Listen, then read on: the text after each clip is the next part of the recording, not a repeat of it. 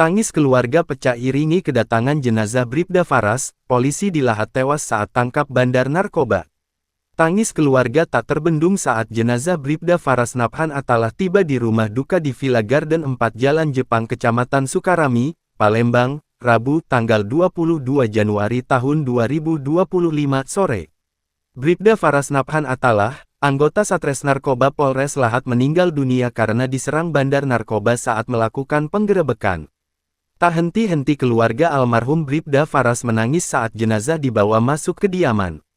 Pantauan di lokasi, jenazah tiba di rumah duka sekitar pukul 16.35 waktu Indonesia Barat. Jenazah dibawa menggunakan mobil ambulans RSUD Pagar Alam diiringi pula oleh Kapolres Lahat AKBP Gat Parlarso Sinsitar Sinaga. Peti jenazah dibawa ke dalam lalu isak tangis keluarga